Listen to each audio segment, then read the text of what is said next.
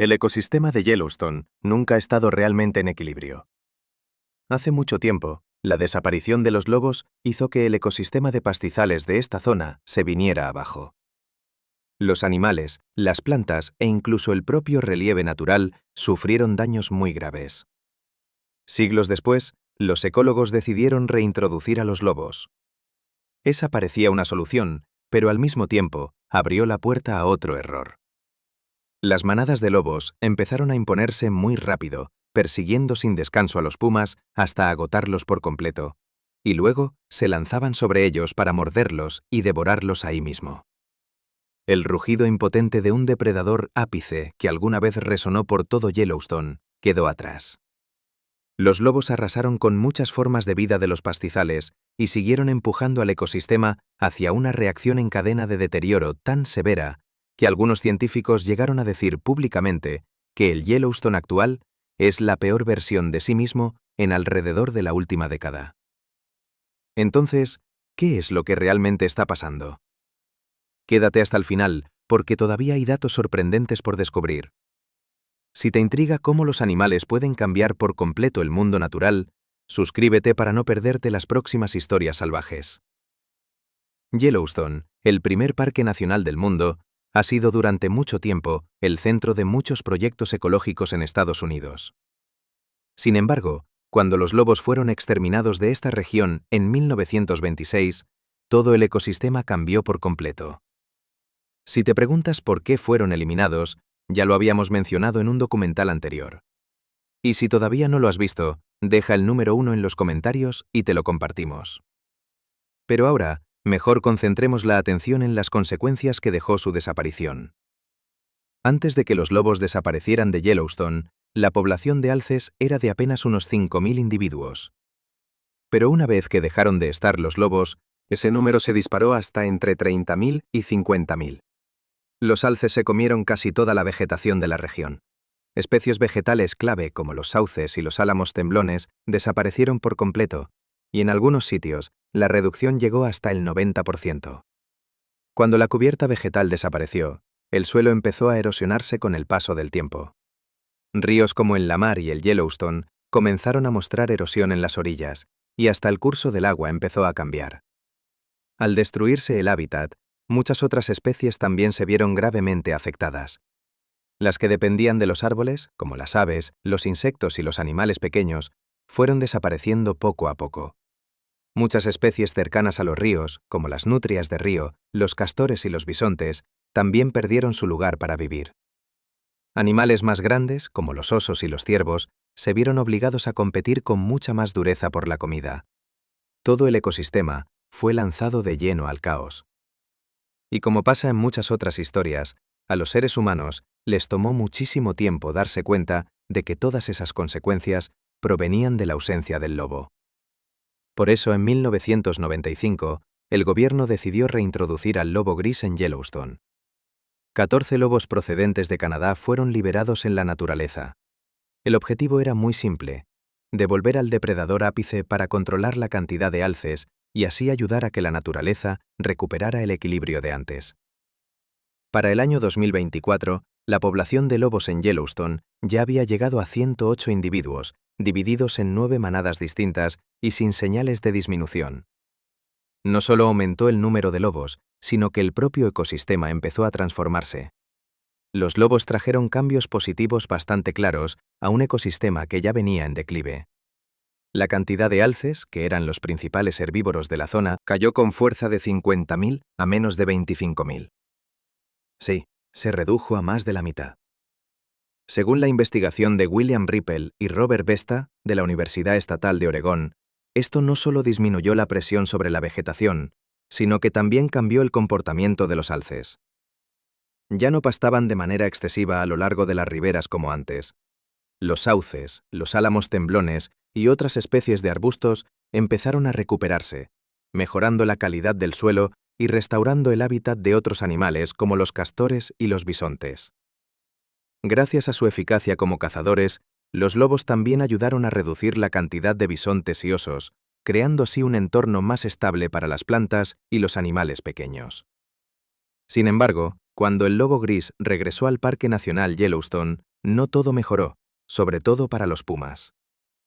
Antes de 1995, el puma era prácticamente el depredador ápice de la región. Aunque había sido cazado intensamente a comienzos del siglo XX, regresó por su cuenta en los años 1980, moviéndose desde zonas montañosas vecinas como Idaho. A finales de esa década, en la parte norte de Yellowstone, había entre 15 y 22 ejemplares viviendo allí de forma habitual. Entre 1987 y 1996, los científicos registraron 88 individuos, de los cuales 80 fueron equipados con collares de radioseguimiento, lo que mostraba que la población realmente ya se había establecido. En ese momento, los pumas vivían en condiciones bastante favorables. Cazaban solos, pero con una eficacia impresionante. Un adulto podía derribar a un alce, una presa mucho más grande que su propio cuerpo, atacando el cuello o la parte posterior de la cabeza. En promedio, cada puma mataba entre 1 y 2 alces al mes, y en invierno esa cifra podía subir hasta 3.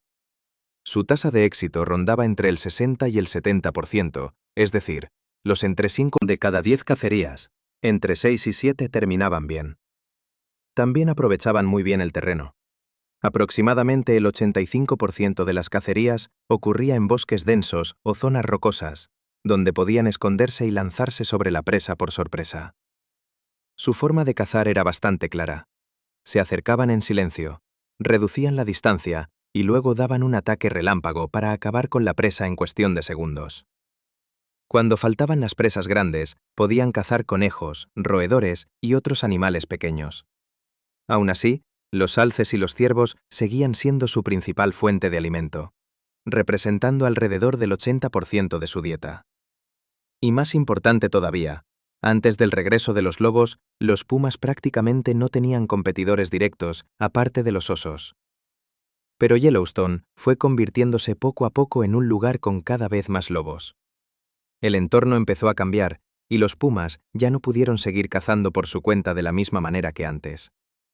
Se vieron obligados a adaptarse para sobrevivir.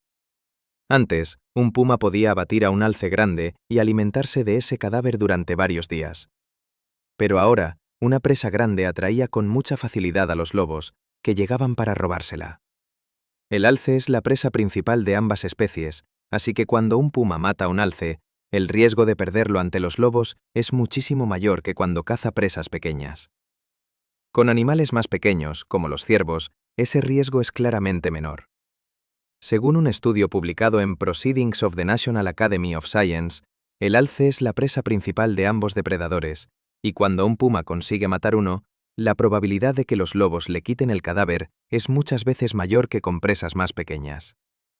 En concreto, los cadáveres de alce son confiscados por los lobos con mucha más frecuencia, mientras que en el caso de ciervos pequeños, esa proporción es de apenas una 16ª parte. En las disputas por el cadáver, los pumas seguían permaneciendo cerca del alce en aproximadamente el 38% de los casos. Pero con ciervos pequeños, esa cifra bajaba a solo alrededor del 11%. Dicho de otro modo, cuando cazaban una presa pequeña, normalmente tenían que abandonarla mucho antes. Eso obligó al puma a cambiar su estrategia de caza. En vez de concentrarse en presas grandes, empezó a dirigirse más a conejos, roedores y otros animales pequeños, objetivos que los lobos no tienden a disputar tanto. Un estudio de 2016 en Yellowstone mostró que antes del regreso de los lobos, alrededor del 50% de la dieta del puma estaba compuesta por alces y ciervos. Después, ese porcentaje bajó a aproximadamente el 20%, mientras que los animales pequeños subieron hasta el 40%. Según la Universidad de Montana en 2019, este cambio se notó especialmente en otoño e invierno. Pero perder alimento ni siquiera fue lo peor. También perdieron territorio. Antes, los pumas solían cazar en zonas bajas cerca de los ríos o en praderas abiertas. Pero ahora esos lugares eran justamente los más frecuentados por los lobos. Los datos de geolocalización por Sistema de Posicionamiento Global de 2018 mostraron que los pumas evitaban casi por completo las áreas bajas cercanas a arroyos y praderas. En cambio, comenzaron a desplazarse hacia sitios más altos y escarpados, más adecuados para acechar, sí, pero también con menos presas. Bajo una presión así, la disminución de la población era casi inevitable. Según un estudio de 2020 de la Universidad de California, la tasa de reproducción de los pumas en zonas con presencia de lobos cayó de alrededor del 35% a cerca del 25%. Con menos comida y una calidad nutricional más baja, las crías nacían más débiles. Según datos del Servicio de Parques Nacionales de 2018, la tasa de supervivencia de los cachorros de puma cayó del 60% a cerca del 40%. Si lo miras más de cerca, verás que el problema no es que el puma sea más débil, sino que su forma de vida es completamente distinta. El lobo gris no caza solo, vive en manada, con una estructura social muy clara. En cada manada de Yellowstone suele haber una pareja reproductora dominante, y los demás individuos cumplen distintas funciones. Unos persiguen, otros cortan la ruta de escape y otros protegen al grupo. Gracias a esa coordinación, los lobos pueden cazar presas muy grandes de manera estable. Una manada puede unirse para derribar a un alce o incluso a un bisonte.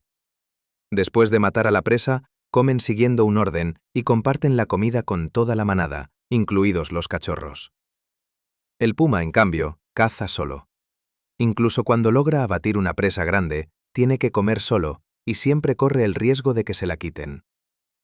La eficacia de caza también es muy distinta.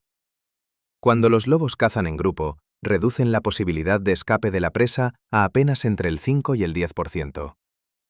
Con el puma, esa posibilidad es mucho mayor, entre el 40 y el 50%. Los lobos también ocupan el territorio con muchísima rapidez. Cada manada puede controlar entre 77 y 154 millas cuadradas. Para el año 2024, con unas 9 manadas dentro del parque, la mayor parte de las mejores zonas de caza ya estaba ocupada. Eso obligó a los pumas a desplazarse a lugares con menos alimento. Otro punto importante es que los lobos están activos durante todo el año. Cazan tanto en invierno como en verano y se adaptan bien a condiciones muy diversas. Cuando una especie puede cazar de forma eficaz en grupo, defender bien el territorio y apoyarse entre sí, la ventaja natural empieza a inclinarse poco a poco a su favor. Pero hay algo que hay que decir con claridad. El puma no es débil en un enfrentamiento directo. De hecho, en una pelea de 1 contra 1, un puma perfectamente puede matar a un lobo gris. Datos del Departamento de Pesca y Vida Silvestre del estado de Washington registran que solo en ese estado, desde el año 2013, 6 lobos con collar de seguimiento fueron matados por pumas, lo que representa casi el 30% de las muertes naturales. Pero hay que tener en cuenta que cifras así son extremadamente raras en el Parque Nacional Yellowstone, donde solo se han registrado 2 casos en casi 30 años. Aún así, esas son apenas excepciones. Los lobos no viven solos como los pumas. Un estudio de 2026 en Proceedings of the National Academy of Sciences describe esta relación como asimétrica. Los lobos se sienten fuertemente atraídos por los cadáveres de las presas del puma, mientras que el puma evita de forma activa los cadáveres de las presas cazadas por los lobos. Y perder una comida es solo la parte más visible. La parte menos evidente, pero mucho más peligrosa, está en todo lo que viene después. Perder una presa grande significa perder muchos días de energía, perder tiempo de caza y, además, aumentar el riesgo de morir de hambre. Para una hembra que está criando cachorros, eso es todavía más grave. Un caso registrado en las figuras y notas de PNAS en 2002 mostró que el individuo F223 perdió el cadáver de un alce a manos de la manada Rescue Creek, mientras ella y sus crías tuvieron que retirarse para salvar la vida. Mientras tanto, F207 fue matado por la manada 8 Mile Creek justo sobre el cadáver de un alce macho, en una zona donde la vegetación era demasiado baja y demasiado dispersa como para poder escapar a tiempo. Estudios anteriores en la región del Gran Yellowstone también mostraron que la disminución del número de alces, la competencia con los lobos y la mortalidad de las crías son factores claros que afectan la supervivencia del puma. Pero, ¿te has dado cuenta de que todavía hay otro depredador clave en este lugar? El oso grizzly. Si los lobos ya ejercían una gran presión sobre el puma, los osos grizzly complican aún más la situación. En el Parque Nacional Yellowstone, el oso grizzly es omnívoro. Come bayas, caza, pero sobre todo es muy bueno robando carroña. Basta con que huela sangre o escuche una pelea para aparecer y apropiarse de la presa. Eso crea un orden muy claro. El puma casi siempre es el primero en retirarse. En ese escenario, su única opción es huir. Los lobos pueden tener ventaja en número, pero cuando aparece un oso grizzly, incluso ellos tienen que pensárselo 2 veces. Según los registros del Servicio de Parques Nacionales, un solo oso grizzly puede ahuyentar con facilidad a toda una manada de lobos de un cadáver gracias a su tamaño y su fuerza. Según observaciones ya registradas, un solo oso adulto puede obligar a una manada entera a apartarse de una presa porque es demasiado grande y demasiado poderoso. Según un estudio de 2020 del Servicio Geológico de Estados Unidos, alrededor del 30% de las presas que caza el puma terminan siendo robadas por los lobos, y otro 20% más es arrebatado por los osos grizzly. En otras palabras, casi la mitad del esfuerzo de caza del puma acaba sin beneficiarlo directamente. Otro estudio del Servicio de Parques Nacionales de 2021 también mostró que los osos grizzly pueden apropiarse de alrededor del 10% del total de alimento procedente de cadáveres dentro del ecosistema. Y en muchos casos, conservan esos cadáveres hasta un 40% más tiempo que los lobos. Algunas situaciones reales son incluso más duras de lo que uno imagina. Un estudio de campo de 2018 registró a un oso grizzly adulto que no solo robó un cadáver, sino que además atacó a una manada de lobos que estaba comiendo para quedarse con la presa por completo. Llegados a ese punto, la cadena alimentaria ya no parece una línea recta, sino más bien un remolino. Pero si piensas que esta competencia solo existe en la naturaleza, todavía falta una parte importante de la historia. Porque justo en los límites del Parque Nacional Yellowstone, los seres humanos han empeorado todavía más la situación del ecosistema. Allí existen la caza legal, la caza furtiva, las políticas de control poblacional y también cambios prolongados en la disponibilidad de presas. Un ejemplo muy claro es M229, un puma macho adulto que los investigadores consideraban un ejemplar reproductor clave en el norte de Yellowstone. A finales de octubre de 2024, fue abatido ilegalmente en Montana, según un informe del Servicio de Parques Nacionales. Piensa en esto. Perder a un adulto así no es solamente perder a un puma. También significa perder una parte de la capacidad de mantener a la siguiente generación en toda esa región. Y lo importante es que este tipo de muertes no son raras. Los estudios en el Gran Yellowstone muestran que la mortalidad causada por humanos en pumas adultos durante la temporada de caza es 3,5 veces mayor que en los periodos sin caza. En los ejemplares jóvenes, esa cifra es 4 veces mayor. Como resultado, la densidad de pumas adultos cayó hasta un 48% entre 2002 y 2015. Y la cosa no termina ahí. El cambio climático también está empeorando la situación en silencio. Los inviernos con menos nieve pueden sonar agradables, pero en realidad colocan al puma en desventaja. Antes, la nieve profunda le ayudaba a ocultarse mejor cuando acechaba. Pero ahora, el terreno más despejado hace que los lobos grises puedan detectarlo con más facilidad y perseguirlo durante distancias largas. Esa presión constante volvió a obligar al puma a modificar su conducta una vez más. Empezó a acercarse a zonas con presencia humana para buscar comida más fácil, como ganado o animales domésticos. Eso creó otro círculo vicioso. Cuando surge el conflicto, la respuesta humana suele ser matarlos para proteger sus bienes. Así que un puma que logra escapar de los lobos dentro del bosque puede no lograr escapar de los humanos en el borde del parque. Y cuando los pumas se ven obligados a cambiar su manera de vivir, la historia ya no afecta solamente a una especie. Todo el ecosistema del Parque Nacional Yellowstone empieza a entrar en un estado nuevo. En el centro de todos esos cambios hay un nombre muy conocido: el alce. Se podría decir que el alce es el eje de todo el sistema. Los lobos dependen del alce. Los pumas también dependen del alce. Y los cadáveres de alce alimentan a toda una red de carroñeros, desde aves rapaces hasta osos. Cuando cambia una pieza de ese engranaje, todo lo que viene detrás también cambia. Después del regreso de los lobos, la población de alces ya no explotó como antes. Pero lo más importante es que cambiaron su forma de moverse y los lugares donde permanecen. Ya no se quedan rondando las orillas de los ríos ni las zonas abiertas, que eran precisamente los lugares donde antes arrasaban con los brotes jóvenes. En cambio, comenzaron a moverse más y a mantenerse más alerta. Al mismo tiempo, los pumas dejaron de cazar tantos alces grandes y se desplazaron hacia presas más pequeñas. ¿Ves lo que significa eso? Solo esos dos cambios ya bastan para alterar el eje de todo el ecosistema, y los efectos empezaron a hacerse visibles de manera muy concreta. Las riberas que antes habían sido sobrepastoreadas comenzaron a mostrar señales de recuperación. Árboles como los álamos temblones y los sauces, que casi habían desaparecido en muchos lugares, están regresando poco a poco. Según un informe del Servicio de Parques Nacionales, el ecosistema del norte de Yellowstone ya no se parece a ninguna versión que haya existido durante aproximadamente el último siglo. Hay menos alces, pero más bisontes, y la presión de los grandes depredadores es mayor. Un estudio de 2025 de la Universidad Estatal de Oregón incluso registró la primera nueva generación de álamos altos en casi 80 años. Pero no pienses que esta es la típica historia simple de que vuelven los lobos y revive el bosque. En realidad, todo es mucho más complejo. Los científicos siguen discutiendo cuál es la influencia exacta de cada factor: los lobos, los pumas, los osos, el clima y también los seres humanos.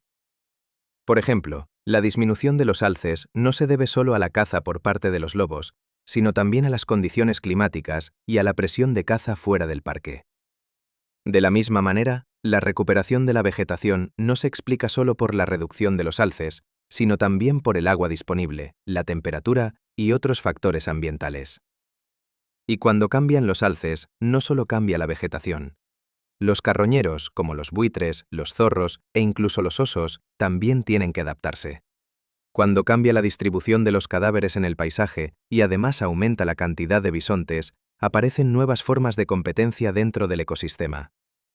Todo funciona como un tablero de ajedrez, donde cada movimiento de una pieza provoca una cadena de cambios en las demás. Entonces, al final, ¿quién es el verdadero ganador en este conflicto entre el lobo gris y el puma? La verdad es que no hay una respuesta simple. El puma sigue siendo un cazador extraordinario, pero el lobo controla el juego con números y estrategia. Estas dos especies no están luchando realmente para definir un vencedor absoluto. Más bien compiten por poder, territorio y oportunidades de supervivencia dentro de un ecosistema que no deja de cambiar. Y quizá la pregunta más grande sea esta: ¿podrán seguir coexistiendo cuando la presión del ambiente y la presión humana siguen aumentando sin parar? ¿Y tú qué piensas? ¿Qué especie crees que tiene realmente la ventaja en este momento? Déjalo en los comentarios y comparte tu opinión. Y no olvides suscribirte para seguir descubriendo más historias salvajes y sorprendentes como esta.